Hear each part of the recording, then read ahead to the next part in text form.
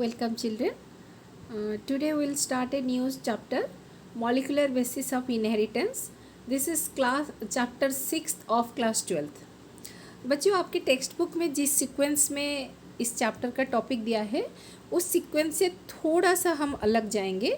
जैसे आपके text book में डीएनए से शुरू किया है, जेनेटिक मटेरियल का नेचर से शुरू किया है, हम वैसे नहीं करेंगे. हम सबसे पहले जो एक्सपेरिमेंट है, जो सर्च फॉर जेनेटिक मटेरियल है, उसके बारे में सबसे पहले पढ़ेंगे. उसके बाद हम नेचर ऑफ जेनेटिक मटेरियल के बारे में पढ़ेंगे. तो चलिए आज हम शुरू करते हैं फर्स्ट पार्ट के साथ. इसको हम 9 हिस्सों में पढ़ेंगे, 9 सेशंस में पढ़ेंगे. तो आज हम शुरू करते हैं the search for genetic material, जिसमें हम पढ़ेंगे transforming principle, biochemical characterisation of transforming principle, the genetic material is DNA, Hershey Chase experiment. तो सबसे पहले हमको आपके जो टेक्स्ट बुक में है बच्चों, ये जो पार्ट 2 में जो हमने लिखा है वो पार्ट 2 का जो पोर्शन है वो दिया है टॉपिक, और उसके बाद the search for genetic material दिया है. लेकिन हम आज शुरू करते हैं the search for genetic material, बाद में हम डीएनए के बारे में पढ़ेंगे. तो चलिए शुरू करते हैं the search for genetic material. तो पहले बता दूं बच्चों मैं आपको, at the end of this session you will be able to define the nature of the genetic material, you will be able to explain the experiment done by Griffith, you can conclude the result from the observation in bacterial transformation, you will be able to write the biochemical nature of transforming principle, you can draw the conclusion that DNA is the genetic material. And before going into today's discussion, you are well acquainted with the previous discoveries made by Gregor John Mendel, Walter Sutton and Thomas Hunt Morgan. ये तीनों का काम हम previous chapter में पढ़ चुके हैं, इसीलिए इस डिस्कशन के इस नॉलेज के आधार पर हम अपना डिस्कशन शुरू करेंगे. तो चलिए बच्चों अपना डिस्कशन शुरू करते हैं.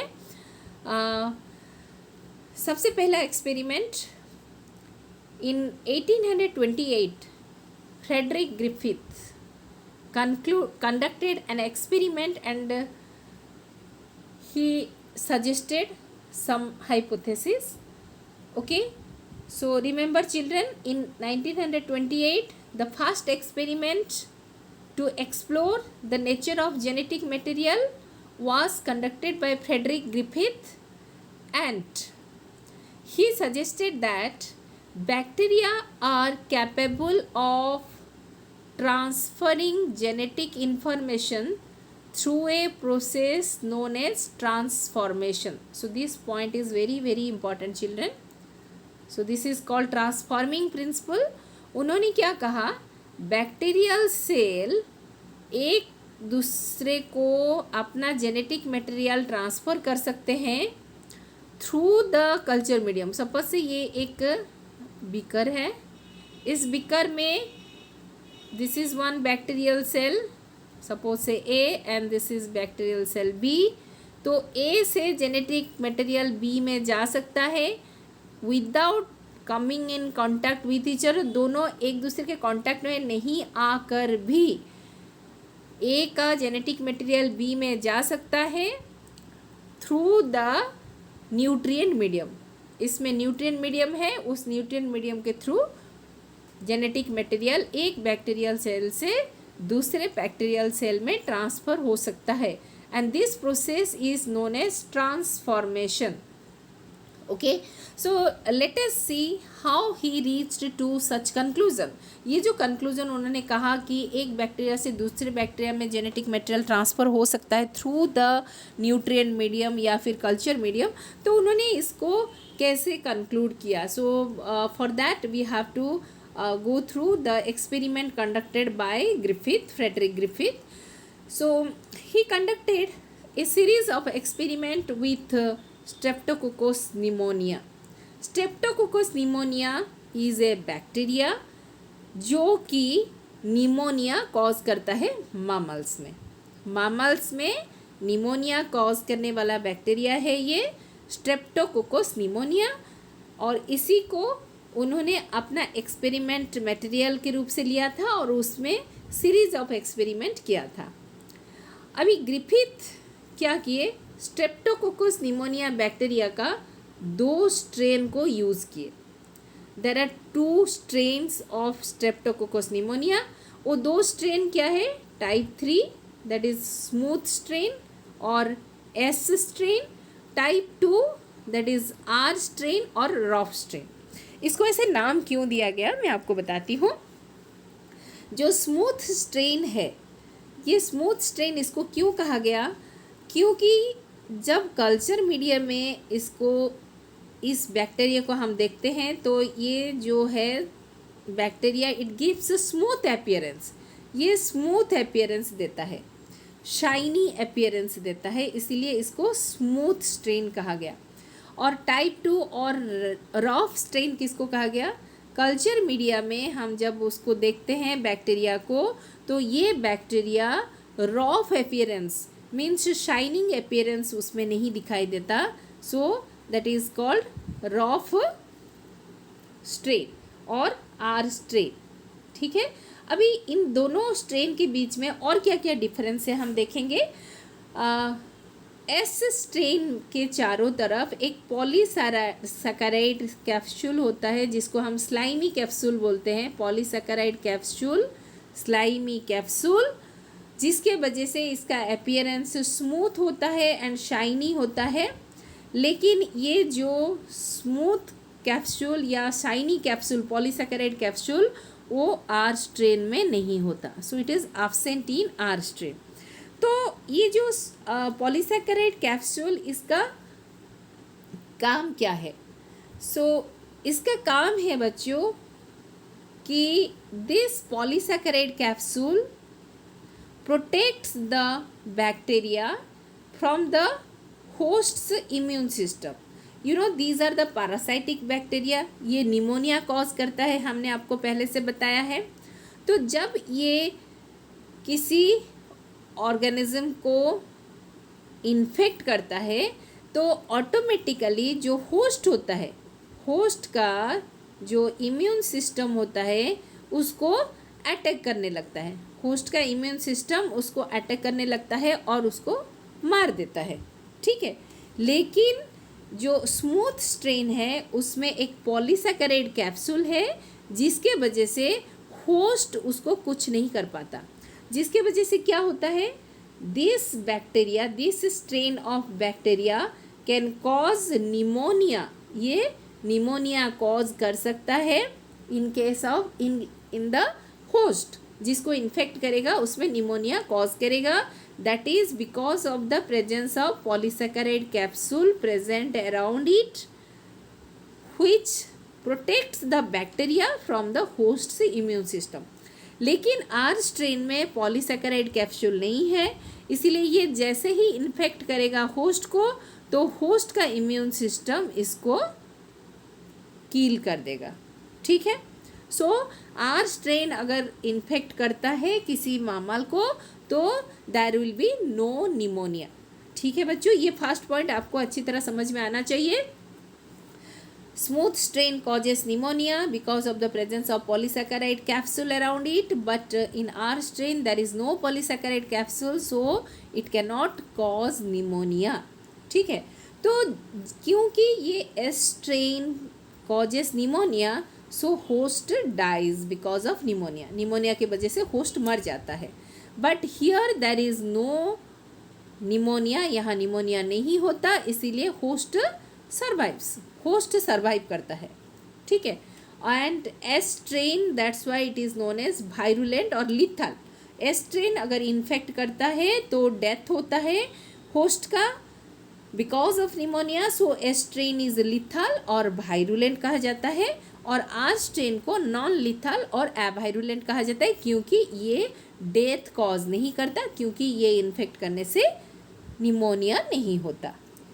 अभी चलिए हम देखते हैं ग्रिफिथ का एक्सपेरिमेंट क्या था। ग्रिफिथ ने अपने एक्सपेरिमेंट के लिए क्या क्या लिया था। Rough strain, this is R strain बच्चों, ये देखो ब्लू कलर से जो दिखाया गया है that is R strain. Okay, so this is R strain. पहले उन्होंने आर स्ट्रेन बैक्टीरिया को लिया and he injected it into the mouse. Mouse को इंजेक्ट कर दिया। माउस को इंजेक्ट करने के बाद क्या हुआ, जैसे हमने आपको बताया कि rough strains are non virulent, तो यहाँ क्या हुआ, इसको निमोनिया नहीं हुआ एंड माउस लाइव्स, माउस को निमोनिया नहीं हुआ एंड माउस सर्वाइव कर गया। ठीक है, so I think it is clear. Now next case, चलो बच्चों सेकेंड केस देखेंगे हम।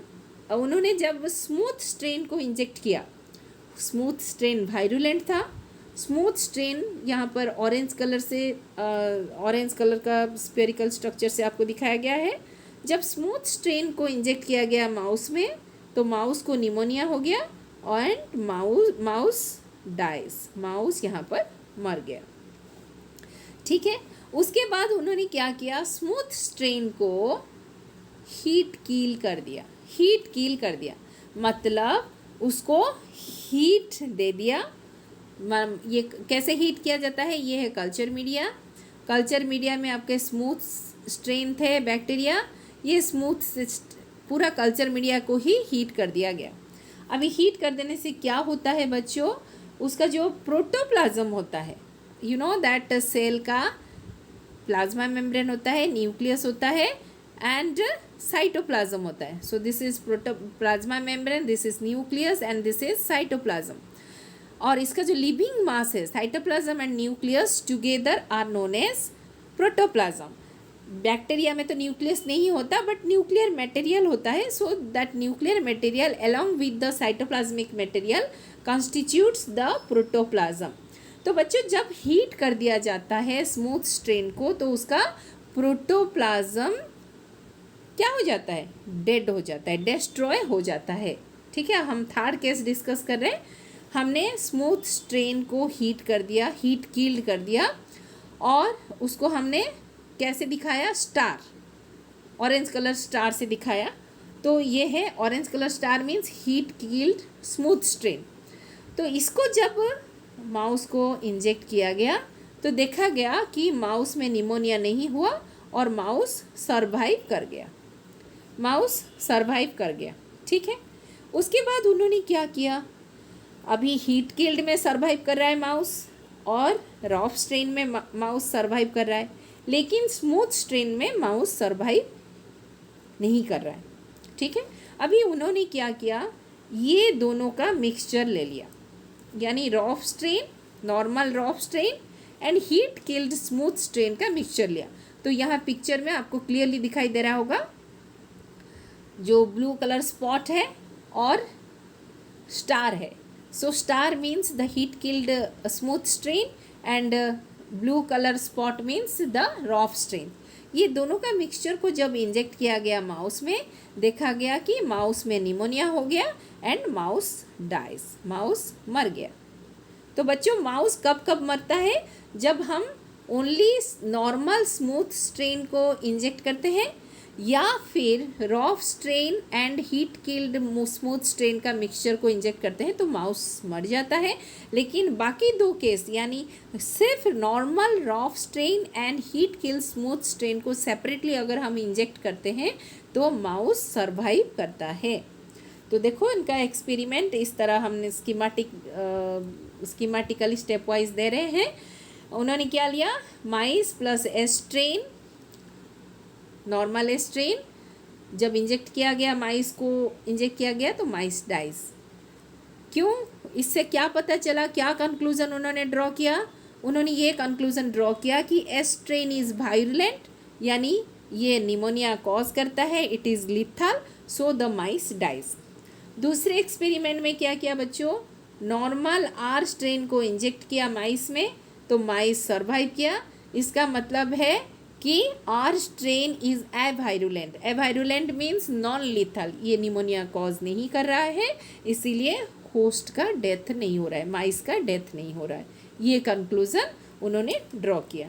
अभी उन्होंने क्या किया, माइस को इंजेक्ट किया एस स्ट्रेन हीट किल्ड एस्ट्रेन, जिसमें कि प्रोटोप्लाज्म को डिस्ट्रॉय कर दिया बाय अप्लाइंग हीट, और उसको उन्होंने इंजेक्ट किया माइस में तो देखा गया कि माइस सर्वाइव कर रहा है। तो इससे उनको पता चला कि जो नॉर्मल एस्ट्रेन का वायरुलेंस था, जो नॉर्मल एस्ट्रेन का लिथल प्रॉपर्टी था, वो डिस्ट्रॉय हो गया ऑन हीटिंग, हीट करने के वजह से virulent S strain becomes non virulent and mice survives. Clear. Now fourth set of experiment में उन्होंने क्या किया, heat killed S strain and R strain का मिक्सचर लेकर माइस को इंजेक्ट किया, तब देखा कि mice dies. Now what is the reason, reason क्या है, उनको ये फाइंड आउट करना था।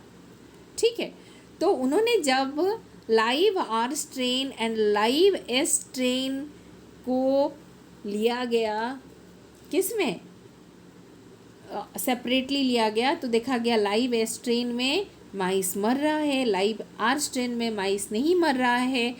लेकिन जब heat killed S strain and R strain को हम मिक्सचर को इंजेक्ट करते हैं माइस में, तो माइस मर जाता है।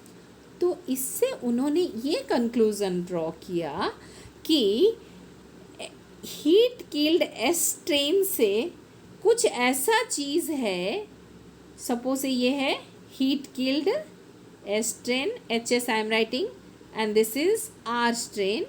So heat killed S strain से something is transferred to the R strain which converts the R strain into S strain. Am I clear? देखो बच्चों, मैं फिर से रिपीट कर रही हूँ। उन्होंने क्या कहा कि ये है हीट किल्ड एस स्ट्रेन, ये है R strain, this is I am writing heat killed S strain, this is R strain. तो हीट किल्ड एस स्ट्रेन से कुछ ऐसा सब्सटेंस, ऐसा मटेरियल आर स्ट्रेन में ट्रांसफ़र हो जाता है जो कि आर स्ट्रेन को वायरुलेंट बना देता है।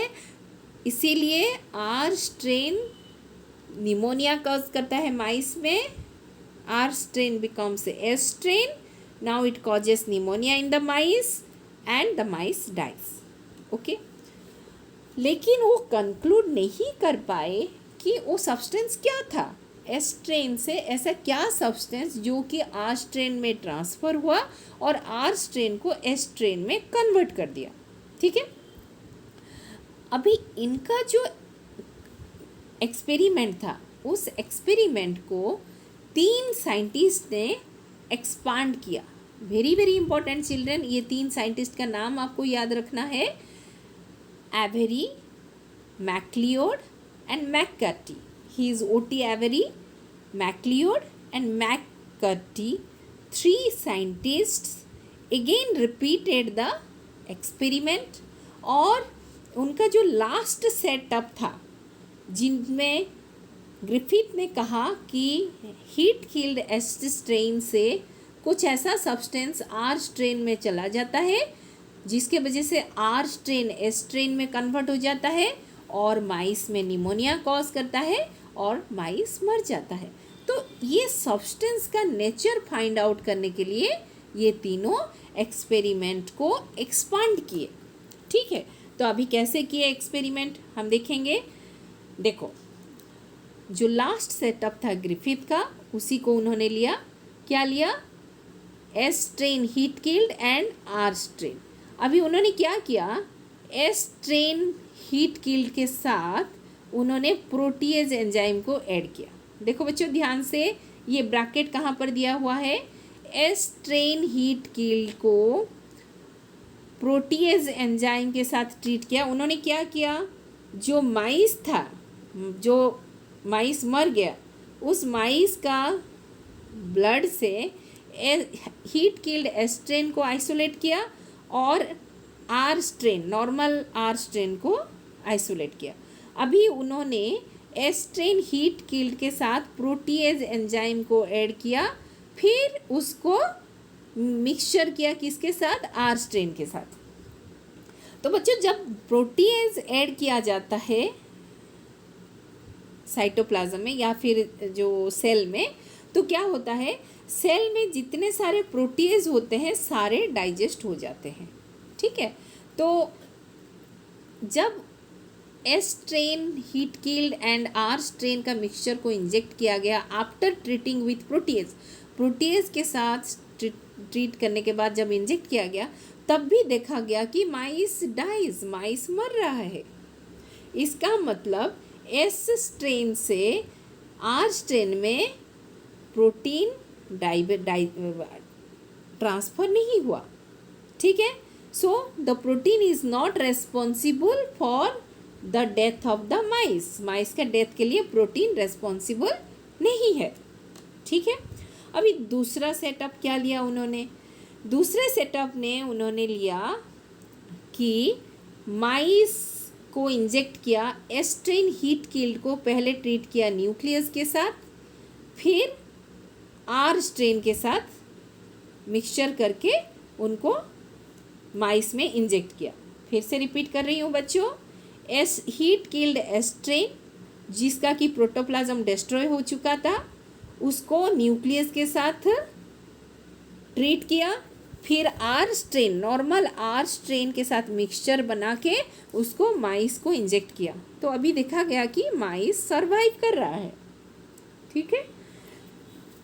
इसका मतलब है कि हम जब न्यूक्लियस का काम क्या है?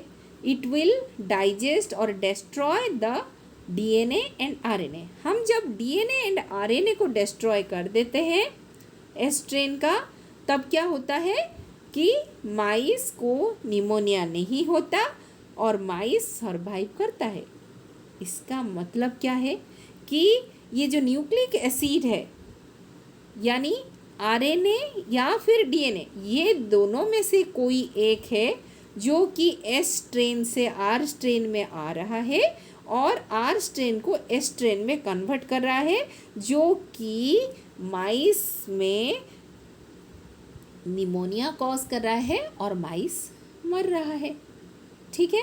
तो इनको आधा कंक्लूजन मिल गया कि न्यूक्लिक एसिड कॉजेस ट्रांसफॉर्मेशन, यानी एस्ट्रेन हीट किल्ड एस्ट्रेन से न्यूक्लिक एसिड यानी आरएनए या तो फिर डीएनए आर स्ट्रेन को एस्ट्रेन में कन्वर्ट कर रहा है, जिसके वजह से माइस मर रहा है, ठीक है।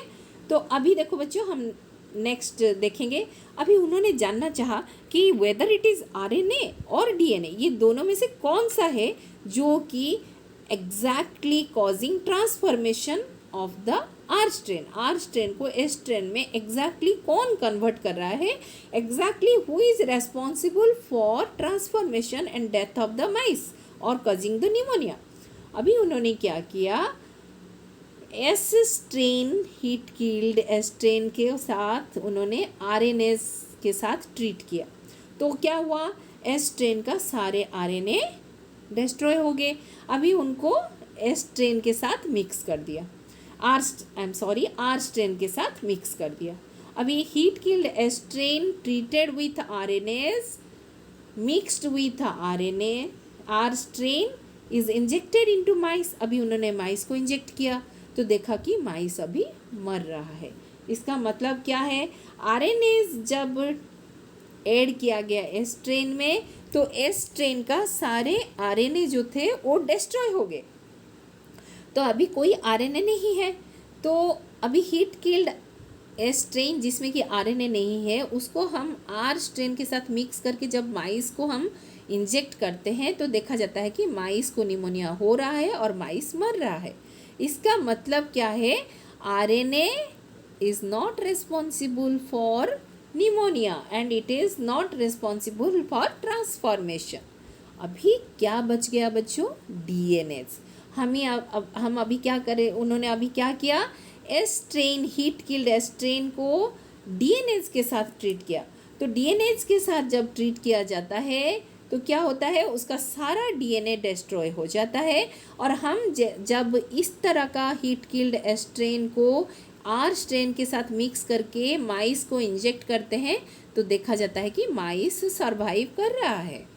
इसका मतलब क्या है, हम अगर डीएनए को डिस्ट्रॉय कर देते हैं तो आर स्ट्रेन एस स्ट्रेन में कन्वर्ट नहीं हो पाता और आर स्ट्रेन जो था नॉर्मल आर स्ट्रेन, क्योंकि वो एस स्ट्रेन में कन्वर्ट नहीं हो पा रहा है इसलिए ये निमोनिया नहीं कॉज कर पाता और माइस सर्वाइव कर जाता। तो इससे क्या कंक्लूज़न मिला बच्चों? इससे ये 3 साइंटिस्ट को ये कंक्लूज़न मिला कि DNA is responsible for transformation. तो ग्रिफिथ ने जो बोला था transforming principle, that is the bacteria can transfer the genetic material from one cell to another cell through the nutrient medium. और वो जेनेटिक मटेरियल क्या था उसका नेचर उनको पता नहीं था, उसको प्रूव कौन कर दिए? O T Avery, McLeod and McCarty. So this is the conclusion, that is DNA is responsible for transformation. तो बच्चों देखो यहाँ मैंने जैसे स्टेप वाइज दिया है आपको, चाहे वो एक्सपेरिमेंट हो, इससे पिछले वाला स्लाइड में जो हमने दिया है ये इस तरह आप दे सकते हो, या फिर बच्चों एवेरी, मैक्लियोड एंड मैककार्टी का एक्सपेरिमेंट और उनका कंक्लूजन को भी आप इसी तरह दे सकते हो, कोई आपका मार्क नहीं काट सकते। So I hope it will be easier for you to understand as well as to represent. ठीक है, अभी बच्चों अभी तो प्रूव हो गया, उन्होंने प्रूव कर दिया कि DNA is the genetic material, DNA is the transforming agent which transforms the R strain, that is non-virulent R strain, to S strain, and S strain is virulent, so it causes pneumonia and the mice dies। अभी बच्चों इसको और 2 scientist ने prove कर दिया कि DNA is the genetic material. ठीक है, so this is the second experiment. This experiment was conducted by Alfred Harsey and Martha Chase in 1952. That's why it is also known as Harsey-Chase experiment। ठीक है बच्चों, what is this experiment? Harsey-Chase experiment। So what was his experiment material? They took bacteriophage for their experiment। What is bacteriophage? Bacteriophage is not a bacteria. Don't confuse children. Bacteriophage is not a bacteria. It is a virus that infects bacteria. Clear? So bacteriophage is a virus that infects bacteria. Very very important children. ठीक है, सो हम bacteria के, हम जो virus के बारे में class 11th में पढ़े थे बच्चों, उसमें हम पढ़े थे कि कुछ वायरस होते हैं जिनमें कि DNA is the genetic material, और कुछ वायरस होते हैं जिनमें कि RNA is the genetic material, और उसके चारों तरफ क्या होता है बच्चों? सपोज से दिस इज़ द वायरस का, this is the body of virus, then इसके अंदर क्या होता है? डीएनए या फिर आरएनए होता है is the genetic material. It may be DNA और आरएनए, एंड इसके चारों तरफ जो है ये क्या है? प्रोटीन कोट है। ठीक है, तो हम पहले से क्या पढ़े थे क्लास 11th में कि virus consist of a protein coat which encloses the DNA और RNA as the genetic material. तो हार्से-चेस ने एक स्पेसिफिक टाइप ऑफ बैक्टीरियोफेज को सिलेक्ट किया, that is known as T2 bacteriophage which contains DNA. Very important children, Hershey and Chase अपने experiment के लिए T2 bacteriophage को सिलेक्ट किए थे जिसमें कि डीएनए होता है, और डीएनए के चारों तरफ क्या होता है? एक प्रोटीन कोट होता है, प्रोटीन कोट के अंदर डीएनए होता है। ओके, अभी उन्होंने क्या किया? वायरस का, सपोज से this is virus, again I am drawing this, ये वायरस है, ये वायरस का प्रोटीन कोट है बच्चों। प्रोटीन में एंड बीच में डीएनए है। डीएनए एंड प्रोटीन में डिफरेंस क्या होता है बच्चों? प्रोटीन में होता है कार्बन, हाइड्रोजन, ऑक्सीजन, और डीएनए में भी होता है कार्बन, हाइड्रोजन, ऑक्सीजन। बट ये दोनों में डिफरेंस क्या है? ये दोनों में डिफरेंस है कि प्रोटीन में कुछ एमिनो एसिड ऐसे होते हैं जिसमें कि सल्फर होता है, तो प्रोटीन में सल्फर होता है, और जो कि डीएनए में नहीं होता। प्रोटीन में सल्फर होता है जो कि डीएनए में नहीं होता, और डीएनए में फॉस्फोरस होता है जो कि प्रोटीन में नहीं होता है। ये दो चीज़ बच्चों आपको याद रखना है। प्रोटीन एंड डीएनए का जो कंपोजिशन है वो सिमिलर है। कैसे? कार्बन, हाइड्रोजन, ऑक्सीजन, नाइट्रोजन, ये चार कंस्टिट्यूएंट जो है प्रोटीन एंड डीएनए में सेम होता है। लेकिन ये दोनों डिफरेंस कैसे होते हैं? प्रोटीन में कुछ एमिनो एसिड होते हैं जिसमें कि सल्फर होता है जो कि कोई भी डीएनए में नहीं होता, और डीएनए में फॉस्फोरस होता है जो कि कोई प्रोटीन में नहीं होता। ठीक है बच्चों, अभी उन्होंने क्या किया? Now they labelled the two parts of the virus का दो पार्ट को उन्होंने लेबल किया बाय रेडियो एक्टिव आइसोटोप। आप आइसोटोप के बारे में पढ़े हो बच्चों, क्लास 11th में केमिस्ट्री में पढ़े हो। So I am not talking much about isotope. ये आइसोटोप जो होता है बच्चों, रेडियो एक्टिव आइसोटोप इसीलिए लिया गया कि उनका जो इस आइसोटोप से हम उनको आइडेंटिफाई कर सकते हैं। ठीक है, नॉर्मल डीएनए को रेडियो एक्टिवली लेबल्ड आइसोटोप के द्वारा हम सेपरेट कर सकते हैं, यानी आइडेंटिफाई कर सकते हैं। उसी तरह normal protein and radio actively labelled protein को हम आइसोलेट या आइडेंटिफाई कर सकते हैं। इसीलिए उन्होंने क्या किया? वायरस का डीएनए को लेबल किया radio active isotope of phosphorus के साथ उन्होंने डीएनए को लेबल किया, और प्रोटीन को क्या किया? सल्फर, आइसोटोप ऑफ सल्फर के साथ उन्होंने लेबल किया। ठीक है, अभी उन्होंने दो सेपरेट एक्सपेरिमेंट किया। अभी देखते हैं कैसे किया। फर्स्ट एक्सपेरिमेंट देखो, पैरेलली मैं आपको बताऊंगी दोनों एक्सपेरिमेंट। फर्स्ट एक्सपेरिमेंट में उन्होंने जो बैक्टीरियोफेज लिया, दो सेट बनाया। फर्स्ट एक्सपेरिमेंट में DNA contains phosphate but not sulphur, हम ये बता चुके हैं। सो उन्होंने क्या किया? इस वायरस को ऐसे मीडियम में ग्रो किया जिसमें कि P32 है। सो P32 फॉस्फोरस का नॉर्मल मॉलिक्यूलर मास कितना होता है? 31 होता है, बट जो आइसोटोप होता है उसका P32 होता है। P32 में जब वायरस को ग्रो किया गया तो ये जो डीएनए था, ये डीएनए नॉर्मल फॉस्फेट के बदले ये क्या हो गया? P32 डीएनए बन गया। ठीक है, तो याद रखो बच्चों, एक्सपेरिमेंट 1 का जो डीएनए है दैट इज कंटेनिंग P32, यानी the DNA of experiment setup 1 is labeled with P32. Okay, so it is radioactively labeled, DNA is radioactively labeled. But experiment 2 में उन्होंने क्या किया?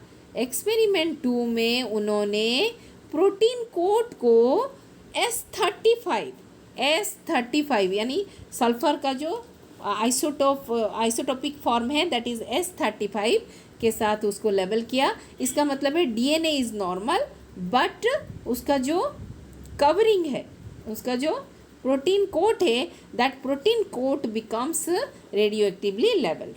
ठीक है, दो चीज़ बच्चों यहाँ पर मैं बता रही हूँ फिर से आपको।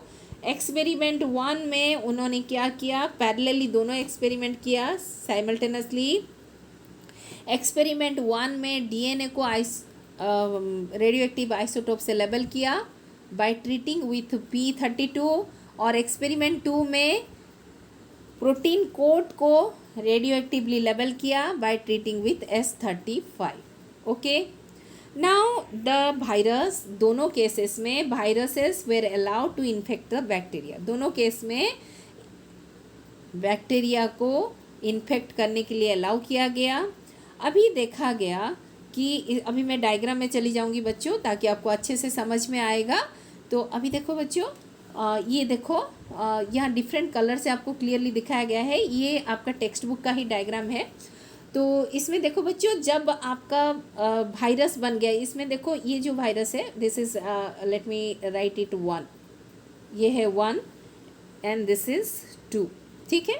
तो 1 में आप देख सकते हो कि प्रोटीन कोड जो है यहाँ पर आपको कन्फ्यूजन होगा, जैसे हमने लिखा है उसी तरह मैं कर रही हूँ। So this is 2 and this is 1। 1 में बच्चों हमने क्या किया था कि फॉस्फोरस को रेडियो एक्टिव यानी रेडियो एक्टिव फॉस्फोरस हम यूज़ किए थे, यानी DNA was labelled with radio active phosphorus. तो डीएनए को रेड कलर से दिखाया गया है, आप यहाँ देख सकते हैं। सो दिस इज़ एक्सपेरिमेंट 1 और ये है एक्सपेरिमेंट 2। तो एक्सपेरिमेंट 2 में बच्चों आप देखो, दिस इज़ एक्सपेरिमेंट 1। तो एक्सपेरिमेंट 2 में आप देखो प्रोटीन कोट, डीएनए जो है सेंटर में वो ब्लैक है, लेकिन जो प्रोटीन कोट है, प्रोटीन कोट रेड कलर है, ठीक है। सो यानी protein coat is radio actively labelled. अभी उन्होंने क्या किया, दोनों को बैक्टीरियल सेल को इन्फेक्ट किया। आप देख सकते हैं बच्चों यहाँ पर, फिर से मैं ले रही हूँ पीछे। आप यहाँ देखो बच्चों, यहाँ this first step is infection. इनके एक्सपेरिमेंट का 3 स्टेप था, infection, then blending, then centrifugation. ये तीनों स्टेज को हम अभी पढ़ेंगे। तो बच्चों देखो, पहले उन्होंने साइमल्टेनियसली सेपरेट एक्सपेरिमेंट में दोनों तरह का वायरस को, बैक्टीरिया को इन्फेक्ट किया, ठीक है। जब बैक्टीरिया को इन्फेक्ट किया तो that step is known as infection, okay. Infection के बाद उन्होंने क्या किया, इसको ब्लेंडिंग किया। ब्लेंडिंग मतलब क्या है बच्चों, इसको एजिटेट किया बहुत ज़ोर से। एक ब्लेंडर होता है, ब्लेंडर से हम जब इसको वायलेंटली हिलाते हैं, बहुत ज़ोर से हिलाते हैं, तो क्या होता है कि इसका जो मतलब जो चीज़ वायरस से अंदर चला गया वो बैक्टीरिया के अंदर रह गया, और जो चीज़ अंदर नहीं जा पाया वो सेपरेट हो गया। तो बच्चों ये दोनों पिक्चर में आप देख सकते हो कि यहाँ पर जो ये फर्स्ट डायग्राम में बता रही हूँ, यहाँ पर इन्फेक्शन से पहले आप देख सकते हैं कि जब इन्फेक्ट हो रहा है तब आप देख सकते हैं कि वायरस का बॉडी बैक्टीरिया के साथ अटैच्ड है। उसके बाद आप ब्लेंडिंग के बाद आप देख सकते हैं, सेकंड स्टेप ब्लेंडिंग के बाद आप देख सकते हैं कि बैक्टीरिया से वायरस का बॉडी सेपरेट हो चुका है, ठीक है, ये अलग हो चुका है, ठीक है। अभी थर्ड स्टेप इज सेंट्रीफ्यूगेशन। इसको हमने क्या किया, सेंट्रीफ्यूज किया। सेंट्रीफ्यूज यू नो बच्चों, ये एक मशीन होता है जिसमें कि specific type of test tube होता है और एक रोटर होता है, और उस रोटर में टेस्ट ट्यूब को रखा जाता है along with this bacterial cell in their culture media, और उसको हाई स्पीड में रोटेट किया जाता है। तो इसका एक फ़ायदा होता है बच्चों, जब हम उसको सेंट्रीफ्यूज करते हैं, because of the centrifugal force के वजह से क्या होता है, डेंसिटी के हिसाब से जो जिसका डेंसिटी ज़्यादा होता है वो टेस्ट ट्यूब का, सपोज से this is the test tube of centrifuge का टेस्ट ट्यूब है, सेंट्रीफ्यूज टेस्ट ट्यूब है।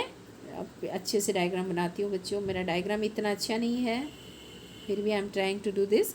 तो ये टेस्ट ट्यूब है मान लो, तो इसमें हमने कल्चर मीडिया लिया था और इसको हम जब सेंट्रीफ्यूज किए तो इसमें देखा जाता है कि जिन सब्सटेंस का डेंसिटी ज़्यादा होता है वो नीचे एक लेयर बनाता है। सो इसका डेंसिटी ज़्यादा है, ठीक है, और ऊपर जो लेयर बनाते हैं वो है लो डेंसिटी। सो डेंसिटी के हिसाब से ये डिफरेंट लेयर बनाता है। तो उसी तरह जब सेंट्रीफ्यूगेशन किया गया तो देखा गया कि यहाँ पर टेस्ट ट्यूब में 2 फ्रैगमेंट दिखाई दिए बच्चों। यहाँ टेस्ट ट्यूब नहीं दिखाया, but still then I will tell you. तो ये टेस्ट ट्यूब में ही दिखाई दिया और उसके बाद उसका रेडियो एक्टिविटी टेस्ट किया गया। तो बच्चों यहाँ पर देखो, जब टेस्ट ट्यूब में देखा गया तो देखा कि इसमें 2 फ्रैक्शन है टेस्ट ट्यूब में। मैंने जैसे यहाँ पर दिखाया कि इसका 2 फ्रैक्शन है, ठीक है, और ऊपर जो फ्रैक्शन रहा उसको कहा गया सुपरनेटेंट, इसको कहा गया सुपरनेटेंट, और नीचे जो रहा उसको कहा गया रेसिड्यू, ठीक है। तो बच्चों जब रेडियो एक्टिविटी टेस्ट किया गया, रेडियो एक्टिविटी टेस्ट क्यों किया गया, क्योंकि हमने रेडियो एक्टिव आइसोटोप लिया। तो रेडियो एक्टिविटी जब एक्सपेरिमेंट 1 में टेस्ट किया गया, this is experiment 1, again I am telling you बच्चों, एक्सपेरिमेंट 1 में जब रेडियो एक्टिविटी टेस्ट किया गया तो देखा गया कि उसका जो रेसिड्यू है, यानी नीचे वाले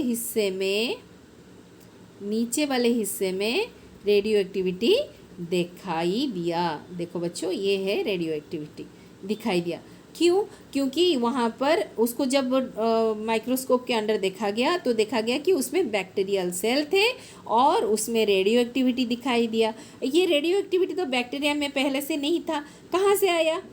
ये जो वायरस था, वायरस से ये डीएनए ट्रांसफ़र हो गया बैक्टीरिया में, इसीलिए रेडियो एक्टिविटी रेसिड्यू में दिखाई दिया, यानी बैक्टीरियल सेल में दिखाई दिया। लेकिन उसका जो ऊपर वाला फ्रैक्शन था, ऊपर का जो फ्रैक्शन था, इस फ्रैक्शन में कोई रेडियो एक्टिविटी दिखाई नहीं दिया। ये ऊपर वाला फ्रैक्शन में क्या था बच्चों? ऊपर वाला फ्रैक्शन में प्रोटीन कोट था। ठीक है, मैं आपको क्लियरली फिर से बताती हूँ बच्चों। ठीक है, टेस्ट ट्यूब, अब फिर से मैं टेस्ट ट्यूब का ड्रॉ करती हूँ डायग्राम। तो देखो, ये इसी टेस्ट ट्यूब में मैं समझाती हूँ। टेस्ट ट्यूब को जब सेंट्रीफ्यूज किया गया कल्चर मीडिया में, ये बैक्टीरिया को आफ्टर ब्लेंडिंग, तो देखा गया कि ऊपर वाले हिस्से में क्या रह गया? ये जो प्रोटीन कोट है, ये प्रोटीन कोट रहा यहाँ और बैक्टीरियल सेल रहा यहाँ। ठीक है, और एक्सपेरिमेंट 1 में क्या हुआ? यहाँ पर आपको रेडियो एक्टिविटी दिखाई दिया एक्सपेरिमेंट 1 में, यानी बैक्टीरिया के सेल के अंदर रेडियो एक्टिविटी दिखाई दिया। इसका मतलब क्या है? हम रेडियो एक्टिविटी तो लिए थे वायरस का डीएनए में, अभी इसका मतलब है वायरस का डीएनए बैक्टीरिया में ट्रांसफ़र हो गया। लेकिन बच्चों, जो एक्सपेरिमेंट 2 था, एक्सपेरिमेंट 2 में क्या हुआ बच्चों? एक्सपेरिमेंट 2 में आफ्टर सेंट्रीफ्यूगेशन देखा गया कि नीचे जैसे आपका बैक्टीरियल सेल था वही बैक्टीरियल सेल रहा, लेकिन इसका जो ऊपर वाला हिस्सा था उसमें क्या था? प्रोटीन कोट था, और प्रोटीन कोट में रेडियो एक्टिविटी दिखाई दिया, यानी ऊपर वाला हिस्से में प्रोटीन कोट दिखाई दिया, लेकिन बैक्टीरियल सेल में कोई रेडियो एक्टिविटी नहीं दिखाई दिया। ठीक है, इसका मतलब क्या है? इस केस में हम क्या लिए थे? रेडियो एक्टिविटी प्रोटीन को लिए थे। इसका मतलब क्या है? प्रोटीन बैक्टीरियल सेल के अंदर नहीं जाता। तो इससे क्या पता चलता है? इससे क्या कंक्लूज़न उन्होंने ड्रॉ किया?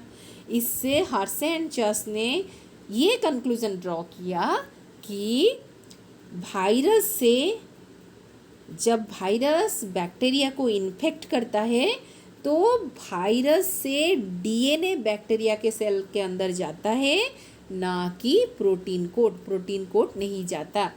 ठीक है, इसीलिए उन्होंने ये कंक्लूज़न ड्रॉ किया कि DNA is the genetic material, not the protein. I think this experiment is clear to you children. Okay, so बच्चों, हम फिर से एक बार देख लेते हैं हमने क्या क्या पढ़ा। हमने ग्रिफिथ्स का एक्सपेरिमेंट पढ़ा, जिसमें ग्रिफिथ्स ने 2 स्ट्रेन लिया था स्ट्रेप्टोकोकस निमोनिया का, R and S strain. R and S strain में डिफरेंस ये है कि S strain is virulent and R strain is non virulent.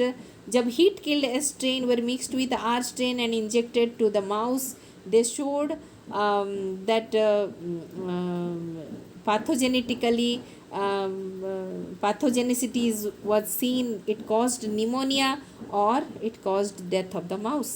But इससे ग्रिफिथ ने कंक्लूड किया कि live R strains were transformed into the S form. ठीक है, लेकिन उसके आगे वो और कुछ कंक्लूड नहीं कर पाए, लेकिन उनके एक्सपेरिमेंट को आगे ले गए ओटी एवेरी, मैक्लियोड एंड मैककर्टी, और उन्होंने कंफर्म किया कि what is the transforming agent by using various enzyme, जैसे हमने एक्सपेरिमेंट में बताया, और उसके हिसाब से उन्होंने ये प्रूव कर दिया कि DNA is the transforming agent. उसके बाद हमने पढ़ा हार्से-चेस एक्सपेरिमेंट, जिसको also it is known as blenders experiment. इसको ब्लेंडर्स एक्सपेरिमेंट कहा जाता है, और उसके द्वारा भी उन्होंने प्रूव कर दिया कि DNA is the genetic material. और उन्होंने क्या यूज़ किया बच्चों? बैक्टीरियोफेज यूज़ किया, जिसमें कि उन्होंने सेपरेटली रेडियो एक्टिव आइसोटोप से लेबल किया और अपने एक्सपेरिमेंट को किया। ठीक है बच्चों, तो इसी के साथ ये कुछ इंस्टेंट असेसमेंट है बच्चों। मैं just you can go through this. यहाँ पर कुछ क्वेश्चन दिया गया है, जैसे Griffith work with 2 strains of streptococcus pneumonia, S strain and R strain. What does S strain and R strain represents in these 2 strains? Among these 2 strains, which one is virulent strain? ये आपको find out करना है बच्चों। In next question, in Hershey and Chase experiment why phosphate and sulphur were selected? ये हम आपको बताए हैं वीडियो में, आप you try at your own level. And what are bacteriophages? ये भी वीडियो में है, यू ट्राई योर सेल्फ children. How DNase is different from DNA? हाँ, ये एक इम्पॉर्टेंट क्वेश्चन है बच्चों। डीएनएज एंड डीएनए में डिफरेंस क्या है? You just find out. अगर आपको किसी भी क्वेश्चन का आंसर नहीं आता तो आप कमेंट सेक्शन में मुझे पूछ सकते हो, और जो मेरे स्कूल के बच्चे हैं वो मुझे अपने क्लास में पूछ सकते हैं। ये कुछ होम असाइनमेंट क्वेश्चन है।